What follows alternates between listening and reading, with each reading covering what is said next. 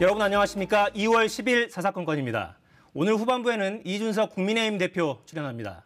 먼저 여의도 사사건건 김성회 정치연구소 싱크와이 소장, 장성철 대구가톨릭대 특임교수와 함께하겠습니다. 자, 어서 오십시오. 네, 안녕하세요. 자, 윤석열 국민의힘 대선 후보 발언 관련 파문이 좀 계속 이어지고 있는데요. 시작은 이거였습니다. 중앙일보 인터뷰였죠. 집권하면 전 정권, 그러니까 현 정부죠. 적폐 청산 수사를 하느냐. 이런 질문에 해야죠라고 단호하게 이야기합니다. 다만 정치보복으로 흐르는 것 아니냐 이런 질문에는 시스템에 따라 하는 것이다 이런 단서를 달기는 했어요. 관련해서 오늘 문재인 대통령이 직접 윤석열 국민의힘 후보에게 사과 요구했습니다. 굉장히 이례적이죠. 자, 녹취 직접 들어보겠습니다. 문재인 대통령은 오늘 오전 참모회의에서 다음과 같이 말씀하였습니다. 중앙지검장, 검찰총장 재직 때에는 이 정부의 적폐를 있는데도 못 본 척 했다는 말인가? 아니면 없는 적폐를 기획사정으로 만들어내겠다는 것인가 대답해야 한다. 그리고 현 정부를 근거 없이 적폐 수사의 대상, 불법으로 몬 것에 대해 강력한 분노를 표하며 사과를 요구한다. 선거를 한 달도 채 남기지 않은 상황 속에서 청와대가 굉장히 일반적이고 그리고 보편적인 그런 어떤 것에 대한 발언을 굉장히 발끈하면서 받아들이는 그런 모양새가 오히려 좀 의아하기도 합니다. 그렇기 때문에 청와대는 오해를 사지 않기 위해서는 이 선계 개입이라는 소리를 듣지 않기 위해서는 앞으로 이런 정치에 대한 전반적인 개입을 대선일까지 중지해야 될 것이다.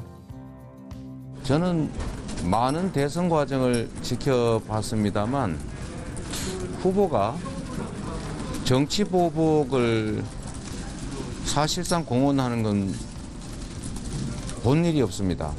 우리가 통합을 통해서 미래로 나아가야 하는데 보복 또는 증오, 갈등, 분열이 우리 사회를 정말 위험에 빠뜨릴 수 있다는 생각이 듭니다. 보복이 아니라 통합의 길로 가시기를 참으로 진심으로 권유드립니다. 네, 발언했던 윤석열 후보 오늘 전북 도민회 대표들 만나고 기자들 만나서도 설명을 했는데요. 입장 들어볼까요? 우리 문재인 대통령께서도 늘 법화 원칙에 따른 성역 없는 그 사정을 늘 강조해 오셨습니다. 저 역시도 권력형 그 비리와 부패에 대해서는 늘 법과 원칙 그리고 공정한 시스템에 의해서 처리되어야 한다는 말씀을 드려왔고 그거는 제가 검찰에 재직할 때나 정치를 시작하고 오늘에 이르기까지 전혀 변화가 없는 것입니다. 그래서 그런 면에서는 우리 문재인 대통령님과 저와 똑같은 생각이라고 할 수 있겠습니다. 그리고 저 윤석열의 사전에 정치 보복이라는 단어는 없습니다. 네, 윤 후보는 저 발언 뒤에 이걸 확실하게 하기 위해서 대통령이 사정과 수사에 관여하지 않겠다 이런 뜻을 밝혀왔다면서 민정수석실 폐지하겠다는 방침도 지난 여름부터 계속 이야기해오지 않았느냐 이런 발언을 내놓았습니다. 일단 여권에서는 거의 벌집 수신 분위기예요. 어떤 부분이 좀 이런 정서를 자극하고 있는 겁니까? 일단 지금 방금 말씀하셨는데 민정수석실을 없애고 안 없애고가 왜 중요한지 잘 모르겠고요. 예, 대통령을 하려고 하는 윤석열 후보 본인이 검찰총장으로서 지금 전화기만 들면 검찰총장 후보자들, 서울지검장 후보자들하고 수시로 소통이 되는데 민정수석실이 없어지니까 복수를 안 할 것이다라고 말하는 것도 되게 이상합니다. 그리고 어제 발언에서 제가 좀 주목해서 보는 부분은 해야죠 다음에 돼야죠라고 말을 하거든요. 그러니까 적폐 청산에 대한 수사를 하겠냐라는 기자가 질문을 하면 뭐 필요하면 할 수 있겠죠. 이런 정도 답변은 할 수 있는 이야기지만 대화조는 만들어낼 수 있어야 한다는 말이거든요. 일이 됐어? 라고 물어볼 때 대화조라는 단어를 쓰지 않습니까? 은연중에 본인의 진심을 드러냈다는 점, 그리고 민주당이 검찰을 시켜서 범죄를 저질렀다. 어제 언급을 했고요. 그리고 예전부터 주되게 이재명 후보에게 중범죄자다라고 확실히 뒤집어 씌워놓고 이번에 수사를 다시 해야 된다. 대장동 건에 대해서 인터뷰에 다 풀어놓은 다음에 하지만 난 개입하지 않을 것이다. 이미 개입은 다 끝난 상태입니다. 욕을 일날을 다 해놓고 욕 말미에 나는 그렇게 생각할 뿐이지 욕을 실제로 한 건 아닙니다라고 말하는 것이나 다를 게 없어서 이분이 지금 너무 신나서 검찰총장의 입장에서 인터뷰를 하신 게 아닌가. 예, 본인 잘하는 분야를 신나서 말씀하시는 건 좋은데 대통령 후보로서의 체면은 좀 지키셨으면 좋겠다 말씀드리겠습니다. 너무 과장해서 판단하시는 것 같다라는 생각이 들고요. 윤석열 후보는 그냥 원론적인 얘기를 했다라고 저는 말씀드리고 싶습니다. 부정, 부패, 비리가 나타나면 당연히 수사해야죠. 그리고 법과 시스템에 의한 조사 진행돼야 합니다. 그건 당연한 말이지. 그걸 갖고 왜 정치 보복 운운하면서 여러 가지 비판을 하는지 저는 솔직히 이해를 하지 못하겠습니다. 기본적으로 저는 이제 오늘 박수현 청와대 이제 홍보수석이 한 내용에 대해서 좀 비판을 하고 싶은데 이렇게 얘기를 했죠. 정부의 적폐를 못 본 척한 게 아니냐 이런 식으로 얘기를 했는데 윤석열 검찰총장 정부의 적폐, 문재인 정부의 적폐를 못 본 척한 게 아니라요. 그것을 제대로 수사하려다가 징계받고 검찰총장직에서 쫓겨나다시피 한 겁니다.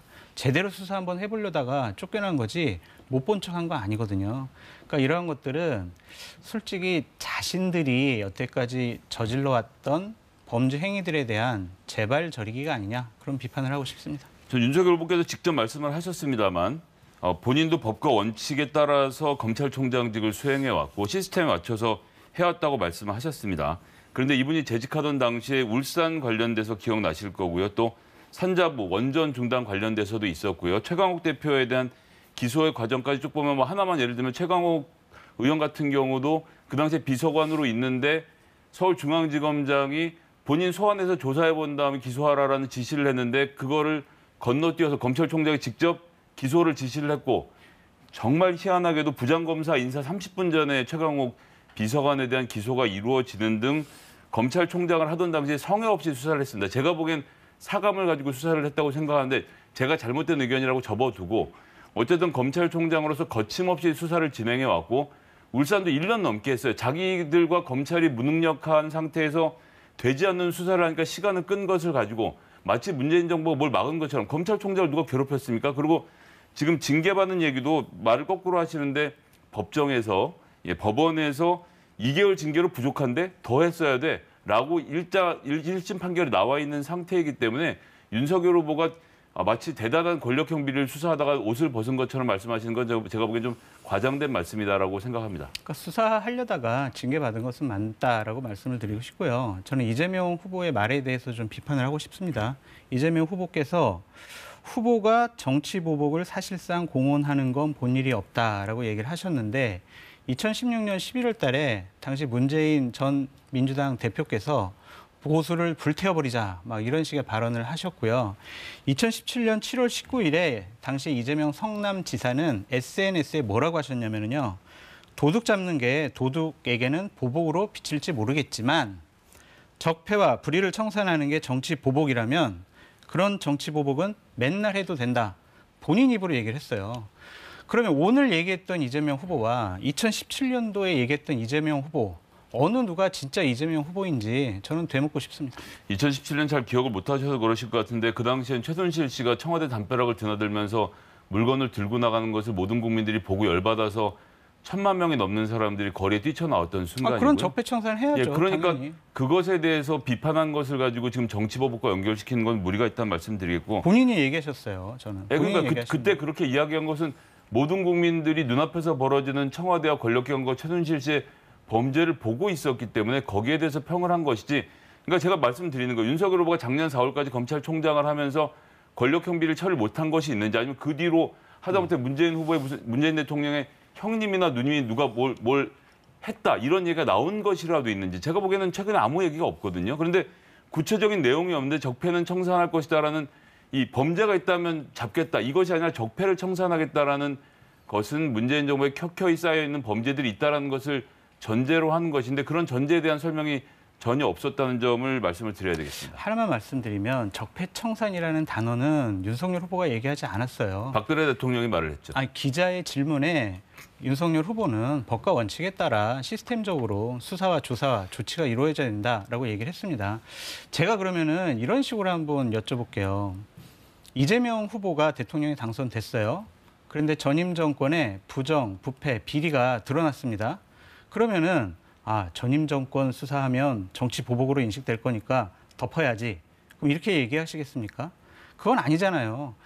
어떠한 범죄가 나올 때까지 탈탈 털어가지고 없는 제도 만들어가지고 기소를 한다면 정치 보복이지만 드러나는 수사를 못하게 하는 것, 그것도 잘못된 거 아니겠습니까? 자, 핵심은 이 부분인 것 같아요. 그러니까 여권에서는 노무현 전 대통령에 대한 트라우마가 있기 때문에 그 부분을 좀 소환이 되는 것 같고 자연스럽게. 또 정치인들도 반공공연하게 그 이야기를 좀 하고 있어서 아무래도 표심에 영향을 미치는 건 불가피해 보입니다. 이 사안이 어떻게 영향을 좀 미칠 걸로 보십니까? 저는 결국에는 플러스 마이너스 제로섬 게임이 아니냐라는 생각이 들고요. 피해는 안철수 후보가 받지 않겠느냐라고 추측을 해봅니다. 유타는 안철수 후보가 받는다? 맞습니다. 그러니까 왜냐하면은 지금 이재명 후보의 지지율을 보면은 친문 세력들이 그래도 강하고 공고하게 이재명 후보를 지지하지를 못해요. 문재인 대통령의 지지율보다 이재명 후보의 지지율이 낮지 않습니까? 그러한 민주당 진보 진영의 문재인 정권을 지지하고 있는 분들의 위기감을 불러일으켜서 진영이 결집될 것 같아요. 그래서 진짜 윤석열 후보 들었으면 우리 다 죽을 것 같아. 우리 정치 보복당할 것 같아. 일단은 이재명 후보 마음에 안 들더라도 이재명 후보 당선시켜보자. 그렇게 진영이 결집할 것 같아요. 그래서 여론조사상 이제 민주당 지지층에서 보다 더 지지율이 올라갈 가능성이 높은데 역설적으로 윤석열 후보 지지율도 올라갈 거라고 저는 생각하는 게 뭐냐면 정권 교체를 대략 한 55%에서 50% 사이의 분들이 상당히 지지하고 있지 않습니까? 지금 그분들 같은 경우엔 그래, 문재인 정권 잘못된 거 바로 잡아야지라고 생각하는 분들이 많아요. 그분들 같은 경우에는 안철수 후보도 야권의 대안으로 생각을 했다가 이 발언을 계기로 윤석열 후보에게 집중되는 현상이 벌어지지 않을까. 그래서 결국엔 안철수 후보의 지지율이 좀 낮아지지 않을까라고 분석해 봅니다. 저는 일단 기본적으로 민주당 지지자들이 다 죽는다 생각할 리는 없다고 생각합니다. 뭐 잘못한 게 있어야 죽죠. 뭐 윤석열 후보가 본인 평소에 하던 식으로 검찰총장 마냥으로 대통령이 돼서 굴면 그런 일이 생길 가능성을 아예 배제는 못하겠지만 뭐 지은 죄가 있어야 잡혀간다는 측면에서 다 죽는다는 위기감보다는 문재인 대통령이 사실은 이명박 대통령, 국세청, 국정원, 검찰 다 동원해서 뭐 노무현 대통령뿐만 아니라 김대중 대통령까지 벼랑에 밀어 넣으려고 했던 인사였습니다. 그가 노무현 대통령 장례식에 나타났을 때도 예의를 갖췄던 게 문재인이었고요. 그 뒤에 조국 장관 임명과 관련된 그런 그 엄혹한 수사의 과정에서도 마지막에 뭐라고 하셨습니까? 윤석열은 문재인 정부의 검찰총장이다라고 해서 그런 것에 대해서 감정을 드러내거나 사감을 드러내셨던 분이 아니시거든요. 이번에 윤석열 총장이 완전히 잘못된 말에 반응하신 것은 그렇게 정상적인 반응이었다라고 보고 유권자들도 그런 측면에서 이해를 할 것이다. 평소에 정치적 발언을 많이 하시는 분이었으면 이것이 뭐 가감이 있겠지만 이것은 있는 그대로 전 유권자들이 평가하실 거라고 봅니다. 하나만 좀 말씀드리면 현직 대통령이 대선판에 개입하는 그러한 이미지를 주는 거는 옳지 않은 것 같아요. 여러 가지 동원할 수 있는 수단이 있기 때문에 대통령의 분노의 감정을 그냥 직설적으로 드러내는 것은 상당히 대선 개입이라는 비판으로부터 자유로울 수 없다라는 생각이 들고요. 이준석 대표가 얘기를 잘 했듯이 중국에 저런 강한 유감이라든지 비판을 해야 될 것이고 미사일을 계속 실험 발사함으로써 대한민국의 안보를 위협하는 북한에 저런 분노를 나타내셔야지 이거를 야당 대선 후보에게 분노 나타내시는 것은 부적절해 보이지 않냐라는 생각이 듭니다. 예, 윤석열 후보가 먼저 몽둥이를 들고 청와대를 때려보시다고 또 설치지 않았으면 이런 일이 생기지 않았겠죠. 네, 주제 좀 바꿔볼까요? 이재명 대선 후보 배우자죠. 김혜경 씨. 과잉의전 논란이 불거진 지 12일 만에 어제 기자회견 가졌습니다. 영상 보고 이어가겠습니다.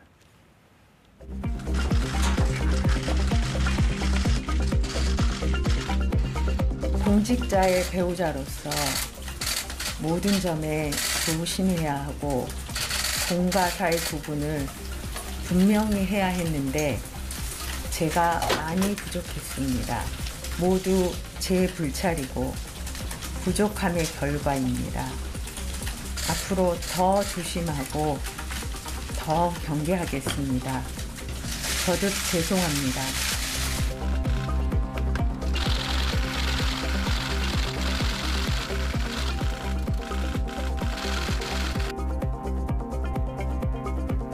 지금 수사와 감사가 진행되고 있다고 들었습니다. 실체적인 진실이 밝혀질 때까지 최선을 다해서 협조를 하고 공분에 책임이 있다면 책임을 질 것입니다.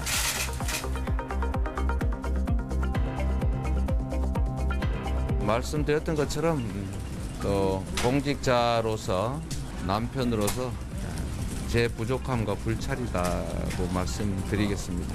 당사자의 그 상처에 대해서는 위로 말씀드립니다. 이재명 후보 부인 김혜경 씨가 주어도 없고 목적어도 없는 참 희한한 8분짜리 사과쇼를 했습니다. 그야말로 그 남편의 그 부인이라는 말, 부창부수라는 말이 절로 떠올랐습니다. 대통령이 되려는 사람이나 그 가족들은 국민의 눈높이에 맞아야 된다. 그 말씀만 드리고 싶습니다. 네, 논란이 불거진 지 12일째 되는 날 8분에 걸친 사과 기자회견이 있었습니다. 자, 어제 사과 어떻게 평가하십니까? 저는 글쎄요, 이게 이 그러니까 사과라는 것은 한꺼번에 많이 해서 끝을 내야 되는데 여전히 질문을 남긴 사과였다는 점에서 좀 아쉬움이 있다는 말씀을 드리겠고요. 여튼 김혜경 씨 본인과 이재명 후보도 거듭해서 사과를 하신 부분에 대해서는 평가를 하고요.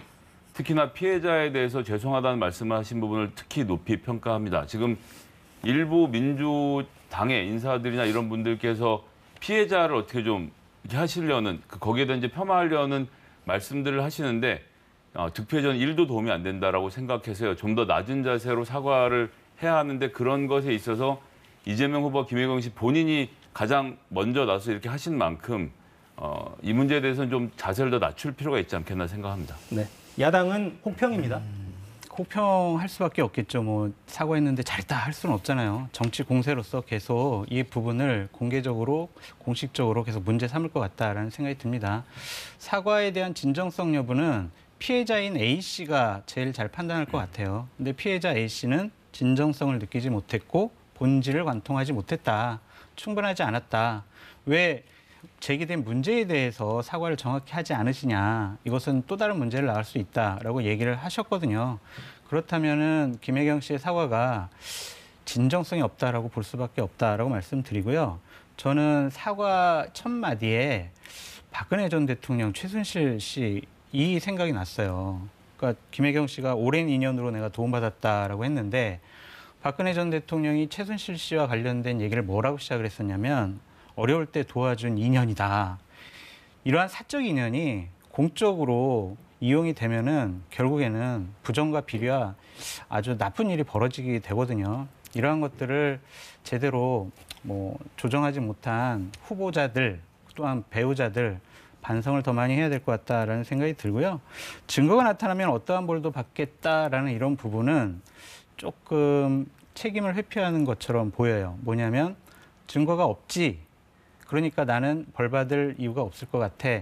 라면서 좀 약 올리는 것이 아닌가라는 생각도 좀 들었습니다. 선거 과정에는 어떤 영향을 미칠까요? 저는 이제 이 부분과 관련돼서 이재명 후보에게 마음을 줬다 돌아선 분들이 일부 돌아서는 정도의 효과는 있을 것이지만 이재명 후보의 지지율은 네거티브에서 올라가지는 않을 겁니다. 다른 일을 해야 하고 좀 더 넓은 시각에서 국민들에게 비전을 제시하는 일로 해결해가야 되는 과정이라고 생각하고요. 사과는 그 과정에서 필수 불가결한 요소였다고 봅니다. 네. 예전에 왜 김건희 씨 사과 전후에서는 지지율 그래프가 이렇게 움직였어요?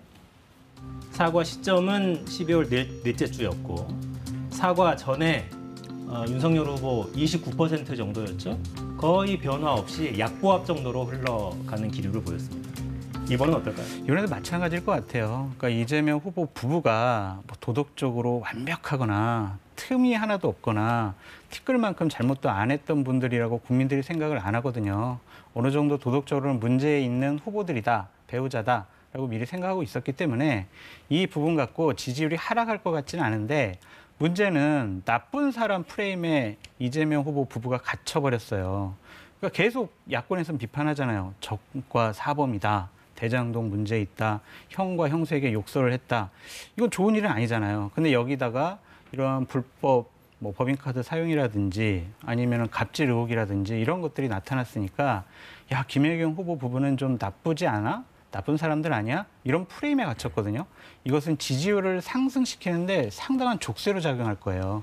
그래서 이런 도덕적인 문제를 어떻게 돌파하느냐가 향후 한 달 동안 남은 이재명 후보에게 또 다른 숙제다라고 말씀드립니다. 네. 이번 대선 참 특이한데 유력 후보 배우자 2명이 앞서거니 뒤서거니 사과 기자회견했죠. 어제 우리 KBS 9시 뉴스에 단독 보도가 나갔는데 김건희 씨 도이치모터스 주가 조작 관련 보도였습니다. 그러니까 핵심은 주식 거래가 실제로 다수 있었고 그동안 공개되지 않았던, 검찰은 이게 이 사건 피고인들의 범죄 근거다 이렇게 판단했다는 거죠. 그동안 윤석열 후보 캠프에서 그 김건희 씨의 주식 계좌를 일부 공개하긴 했는데 아주 일부였고 거기에는 별다른 흔적이 없었고 왜 추가로 더 내놓지 않느냐가 쟁점이었는데 저희가 확인한 건 다른 주식회사의 증권거래 계좌까지 확인했더니 다수가 확인됐다. 이런 내용이었습니다. 이 의혹은 어떻게 평가하십니까? 상황을 좀 설명해 드릴게요. 검찰은 이제 이 도이치모터스 주가 조작 사건으로 기본적으로 4배가 주가가 조작이 돼서 끌어올렸다라고 얘기하는 거고 신한증권 계좌에 10억 정도를 김건희 씨가 맡겨서 쩐주 역할을 했다라고 이제 주장을 하는 거죠. 그런데 이제 김건희 씨 윤석열 후보 측에서는 2010년 1월부터 맡겨서 5월 이후에는 관계를 끊었다. 그래서 신한 증권 계좌를 오픈을 했는데 어제 취재 결과 예를 들면 미래에셋이라든지 DS라든지 또 대신증권이라든지 이러한 다른 주식 계좌에서 상당한 금액이 주식 거래가 됐다라고 얘기를 한 거 아니겠습니까? 일단은 이러한 의혹에 대해서는 김건희 씨 측이 관련된 계좌를 공개를 해서 나는 문제 없어요라고 하면 될 것 같은데 검찰 조사도 소환 조사도 지금 불응하고 있는 상황이다라고 말씀을 드립니다. 국민의힘 입장은 이렇습니다. 나는 주식 투자해서 손해봤다. 주가 조작 관여 안 했다. 주가 조작 공모 관여도 안 했다라는 것이 공식적인 입장이다라고 말씀드립니다. 네. 관련해서 오늘 윤석열 후보 아까 공개됐던 그 기자들 만난 자리에서 관련 질문이 있었어요. 다른 증권 계좌를 공개할 의향이 있느냐 이런 취지의 질문에 굳이 답변할 필요가 있겠나 싶다. 2년 동안 계속해온 것이고 국민께서 다 아실 것이다. 이렇게 명확히 답변하진 않았습니다. 저는 전형적인 피의자식 답변을 계속해오고 있다고 생각합니다. 문제 관훈 토론에서 기자들이 이 관련된 질문을 똑같이 했거든요. 그 당시에 답변을 제가 다시 보니까 정말 놀랍게 되는 대목이 신한증권이라고 묶어서 이야기를 하더라고요. 그러니까 나중에 공직선거법상 허위사실 유포에 걸리지 않도록 신한증권에서는 더 이상 거래가 없었고 그리고 이 씨하고 거래한 게 다였고 그 앞에 전제는 항상 신한증권이 묶여 있는 겁니다. 그래서 그 뒤에 있었던 거래는 있었는지 없었는지 자체를 얘기하지 않으면서 그러니까 부인이 도이치모터스와 관련돼서 거래를 한 적이 없다라고 말하는 대신 신한증권 안에서 한 적이 없다라는 발언으로 피해가서 이분이 처음부터 알고 검사 앞에서 조사받는 피의자 입장에서 답변을 하신 거였구나. 대통령 후보로서는 대단히 부적절한 대답이었고 거기에 대해서 지금은 무조건 부인하고 보는 상황으로 다시 간 거 아닙니까? 답변할 필요 없다라고 하는데 게다가 국민의힘의 오늘 해명은 제가 정말 경악을 금치 못했는데요. 공소시효가 지나갔다. 저희가 지금 변호사랑 이야기하는 겁니까? 여기가 재판정입니까? 지금 유권자들 앞에서 이야기하고 있는 것이고 이 증권 주가 조작이라는 것은 이제 종신형에 처할 만큼 국민적으로는 굉장히 심도 있는 범죄라고 보는 것인데 법인카드 사용 내역에 대해서 이렇게 분개하던 국민의힘이 공소시효 소멸된데 어쩔 건데라는 답변을 내놓는 것은 정말 당혹스럽다. 그래서 이 부분에 대해서는 반드시 공개를 하시고 국민들 앞에 죄가 있으면 물어야 되고 더 크게는 검찰은 애시당초 초반에 나왔을 한국거래소의 이 보고서, 심리보고서 내용으로 이걸 다 파악을 하고 있는 지가 벌써 몇 달째일 텐데 왜 이 카드를 들고 만지작거리고 있는 것인지에 대해서 답을 내놓아야 할 것입니다. 왜 수사를 신속하게 진행하지 않느냐라는 검찰 비판까지 하셨어요. 어제 보도를 보면은요, 뭔가 있는 거는 같아요. 그러니까 불리한 증거 자료를 윤석열 후보 측에서 내놓으려고 하지 않는 것 같습니다. 기본적으로 2010년 10월부터 11년 3월까지 40여 차례의 주식 거래가 있었다라는 것이 어제 보도되지 않았습니까? 그렇다면 이것은 여태까지 윤석열 후보가 얘기한 것과는 좀 다르잖아요. 저는 국민의힘 측에 얘기하고 싶은 게 뭐냐면 우리가 그렇게 조국 전 장관이라든지 아니면 문재인 정권의 부정과 비리와 여러 가지 나쁜 부분들에 대해서 비판을 해왔잖아요. 그런 부분들에 대해서 국민들은 환호한 겁니다. 문재인 정권은 자신들과 친한 분들, 자신의 사람들과 관련된 여러 가지 비리를 그냥 감추려고 그러고 말도 안 되는 걸로 해명을 하려고 그랬어요. 그런 것들을 국민의힘이 담지 않았으면 좋겠다. 공소시효 지났잖아요. 법적으로 문제 없다면서요. 그러면은 잘못한 것은 잘못했다고 국민들께 내보이는 것이 올바르지 않냐. 그것이 윤석열 후보가 대선 출마한 공정과 정의와 상식에 맞는 행동이다라고 말씀드립니다. 오늘 양당 사이에 오간 공방을 제가 조금 더 추가로 전해드리면 민주당에서는 김건희 씨가 도이치모터스 최대 주주일 가능성이 있다. 이렇게까지 주장하고 나섰어요. 유통 주식의 7.5%였기 때문에 주가 조작에 상당한 영향력을 미쳤을 것이다. 이렇게 주장하면서 수십억 원의 수익을 실현했기 때문에 계좌를 공개하지 못하는 거 아니냐. 이런 의혹을 추가로 제기했습니다. 반면에 국민의힘 최지현 수석 부대변인, 변호사죠 아마? 네, 최지현 대변인은 일부 자료를 토대로 이상한 추론을 해놨다면서 주식을 보유한 사실 자체가 없다. 보유한 사실 자체가 없다. 이렇게 주장했습니다. 그러니까 어이없는 거죠. 보유한 사실 자체가 없으면 KBS가 어제 오보를 냈다는 얘기고 오보를 냈으면 법적 대응들을 하시면 되는데 KBS에는 아무 소리 못하고 보유한 주식이 없다는 것은 또 똑같은 얘기인 겁니다. 자기들이 신한증권을 들여다봤는데 여기 주식이 없던데 이런 얘기를 하는 거예요. 법적으로 또 피해가는 것이죠.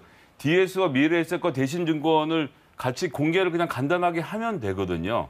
이것에 대해서 공개를 하지 않고 있고 이 액수가 또 50억 원입니다. 최초 얘기했던 것과 완전히 달라지고요. 전체 소위 말하는 이 불법 주가 조작에 동원됐다는 총액의 7.7%를 차지할 만큼 상당히 비중 있는 역할을 해왔다는 것이고 김건희 씨 본인 인터뷰에서 얘기하지 않았습니까? 윤석열 후보 결혼 전에 자기가 아는 아저씨였는데 통장에 2천만 원 있는 사람 데려다가 결혼해서 살았다고 하는데 검찰총장 재직 당시에 신고한 재산 신고액이 60억이 넘어가는 거부가 되지 않았습니까? 90년대 IT 업계에 투자해서 주식으로 돈을 벌었다. 이렇게 지금 김건희 씨 말씀하셨는데 대부분을 현금으로 갖고 있는 이 부분이 지금 이 도이치모터스의 주가 조작과 어떻게 연결됐는지를 설명하는 것, 재산의 형성 과정, 2천만 원 든 검사가 대통령 후보에 나올 수 있었겠습니까? 그가 지금 대통령 후보가 되기까지 과정에서 그의 부인과 그의 장모의 재력이 상당한 역할을 했다라고 한다면 유권자들 앞에서 재산 형성 과정만큼은 떳떳하게 공개를 해야 될 것입니다. 옳으신 지적이라고 전 보여져요. 윤석열 후보가 어제도 얘기하고 오늘도 얘기했잖아요. 전임 정권의 부정과 비리가 있으면 법과 원칙에 따라 시스템적으로 수사하는 게 맞다, 조치되는 게 맞다라고 얘기하셨잖아요. 본인의 가족과 관련된 여러 가지 문제라도 범법 혐의가 있고 법을 위반했다면 당연히 공소시효가 지났더라도 이것은 법과 원칙과 법률에 맞게 수사가 돼야 된다. 그리고 잘못한 거 있으면요 처벌받아야 되고 또 국민 앞에 사과하고 그게 맞지 감추려고 하는 것은 옳지 못하고 거짓말하려는 것은 더 옳지 못하다라는 말씀드립니다. 국민들 보시기에도 그럴 것 같습니다. 뭐 이른바 주술 논란, 무속 논란, 뭐 이른바 줄리 의혹 저희는 방송에서 한번 다루지도 않았습니다만 이런 것들과는 좀 궤를 달리하는 것 같아요. 구체적으로 범법 소지가 있다면 구체적인 조사를 통해서 증거에 기반해서 진술을 비교해가면서 밝혀야죠. 그런 부분에 대해서는 그게 아마 윤 후보가 계속 강조하고 있는 공정, 상식 그게 아닐까 이런 생각이 듭니다. 그러니까 홍준표 후보가 얘기를 한번 하셨죠. 처가 비리는 엄단하겠다라고 본인이 선언을 해라. 그러면 아마 윤석열 후보 지지율 전 더 올라갈 것 같아요. 오히려. 그렇습니다. 그게 국민들이 바라는 윤석열 다음이 아닐까라는 생각이 듭니다. 그런데 그때 이제 이준석 대표가 그런 말씀을 하셨죠. 윤석열 후보 측으로부터 들었는데 그러한 홍준표 의원의 이야기가 매우 불쾌했다라고 했다는 것인데 아니 잘못이 없으면 불쾌할 일이 없지 않습니까? 그렇다라고 한다면 역시나 지금 굉장히 간단합니다. 계좌 거래 내용만 공개하면 되는데 왜 이렇게 일을 어렵게 만드시는지 저로서는 잘 이해가 되지 않습니다. 네. 오늘 국민의힘이 청와대를 향해서 선택적 분노라고 했던 것과 묘하게 또 비슷한 표현이 나오네요. 자, 주제를 좀 살짝 바꿔볼까요? 한국노총이 이재명 후보 지지를 선언했습니다. 이 자체도 좀 의미가 있다고 봐야 됩니까? 예, 그렇습니다. 이제 노동계에서 이재명 후보가 취하고 있는 노동 정책에 대해서 동의를 하고 지금 그 노조원으로서는 140만 명 우리나라 최대 단일 노조이지 않습니까? 그런 점에서는 상당한 의미가 있다라고 생각하고요. 여야 후보 할 거 없이 이 노조를 향해서 노동자들을 향해서는 구애 정책을 펼치는 것은 굉장히 의미 있는 일이라고 생각해서요. 예, 박수를 쳐드리고 싶습니다. 초반에 성장 굉장히 강조하고 이랬던 기류가 있어서 약간 스탠스가 좀 달라지나 이런 생각이 들긴 해요. 뭐 이제 그런 점도 있지만 지금 이제 이재명 후보와 관련돼서 이제 공약의 내용에 보면 일하는 사람 특별법 해서 현재 근로기준법으로 포용되지 못하는 수많은 프리랜서와 이 비정규직 노동자들 이런 분들을 전부 다 포괄하는 법도 지금 만들려고 하고 있고 이제 노동의제와 관련돼서 굉장히 관심을 많이 갖고 접근을 하시는데 윤석열 후보 지지자들은 김혜경 씨 욕만 하시고 이재명 후보 지지자들은 김건희 씨 욕만 하면서 정작 알려야 될 후보 본인의 공약을 설명하지 못하고 있던 이때 한국노총의 지지 발표는 되게 의미가 있다고 생각하고 우리 모든 다 노동자이기 때문에요. 노동자에 대한 정책을 어떻게 갖고 있는지를 우리 유권자들이 좀 관심 있게 지켜봐 주셨으면 좋겠습니다.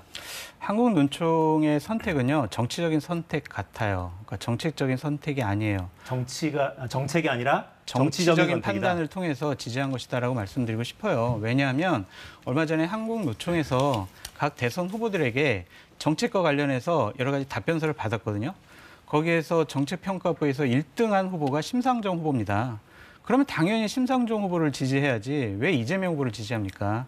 이것은 본인들의 판단에 정치적인 의도가 있다라고 판단할 수밖에 없고 소수의 대의원들이 모여가지고 자, 우리 이번에 누구 지지할까? 자, 이재명 후보 지지하자. 이런 식의 판단과 선택을 한 것은 산별 노조, 산하 각 지역의 산별 노조와는 다른 의견이 나올 수가 있다라는 생각이 듭니다. 그래서 어젠가요? 부산 지역의 산별 노조에서는 네. 윤석열 후보를 지지하는 성명서를 따로 발표를 했습니다. 이러한 일들이 많이 좀 반복될 것 같다라는 생각이 듭니다. 장 교수님, 이제 대의원제를 부정하시면 대의제를 부정하는 것이고 그럼 국회의원도 의미가 없다는 말씀이나 일맥상통하는 것이기 때문에 옳지 않다고 생각하고요. 어쨌거나 노조가 그렇다고 하더라도 120시간 일 시켜도 되고 최저임금 그까이 거 안 줘도 그만이 아니냐라고 말하는 후보를 지지하기는 좀 개면적지 않았을까 이런 뭐 평을 남겨봅니다. 제가 뭐 윤석열 후보 지지하라고 한 게 아니라 왜 심상정 후보 정책평가 1등을 왜 심상정 후보를 지지하지 않았을까라고 의문을 실현 제기한 가능성도 겁니다. 같이 받겠죠. 네. 그렇기 때문에 정책이 아니라 정치적인 판단 아니냐, 지지 아니냐 이런 평가를 하시는군요. 네, 윤석열 후보 행보는 잠시 후에 당대표가 나오면 여쭤보기로 하고요. 국민의힘이 지금 내일이 토론이죠? 11일. 네. 토론회를 앞두고 오늘 이런 성명을 냈어요. 향후 법정 TV 토론회도 중립적이고 공정한 인물로 사회자가 선정돼야 한다. 입장문을 내놨는데 왜 낸 건가요, 이거는? 이거는 그냥 중립적이고 공정한 인물로 사회자를 좀 선임해달라라는 것 같아요. 우리가 저 베이징 올림픽에서 처음에 쇼트트랙에서 불공정한 판단, 심판의 판정으로 상당히 피해를 많이 보지 않았습니까?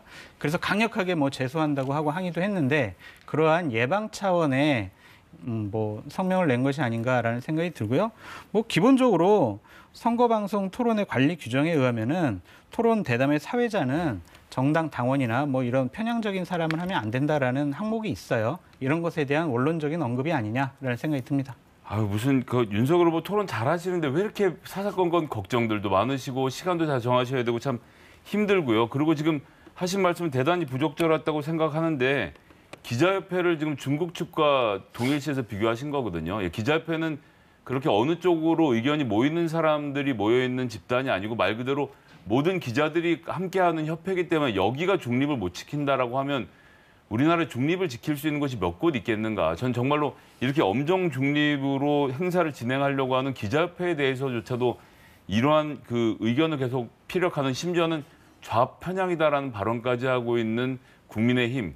언론의 자유를 정말 보장하실 생각이 있는 건지 되묻고 싶습니다. 이거 성명을 낸 거는 내일 열릴 TV 토론 때문에 아니고요. 15일 이후에 열리는 법정 TV 토론에서 공정성과 중립성을 담보할 수 있는 그 사회자를 선임해달라라는 법정 얘기였습니다. TV 토론에서 공정성과 중립성이 확보되지 않는 사회자가 나올 가능성이 있겠습니까? 저는 없다고 봐요. 되묻고 저도. 싶습니다. 예. 그러니까 원론적인 언급이라고 저 말씀드렸잖아요. 그러니까 너무 원론이 너무 당연하고 온당한 이야기인데 새삼스럽게 이런 이야기를 하는 게 그래서 저는 개인적으로 내일 토론회가 또 제대로 진행될까 이런 생각도 들었어요. 이걸 보면서. 근데 진행은 제대로 될 것 같고요. 그러니까 예를 들면 원래 8일 날 열리려고 했던 TV 토론 같은 경우에는 우파 쪽에서 봤을 때는 상당히 좀 편향적인 사회자를 선정을 해놨다가 좀 바꿨지 않습니까?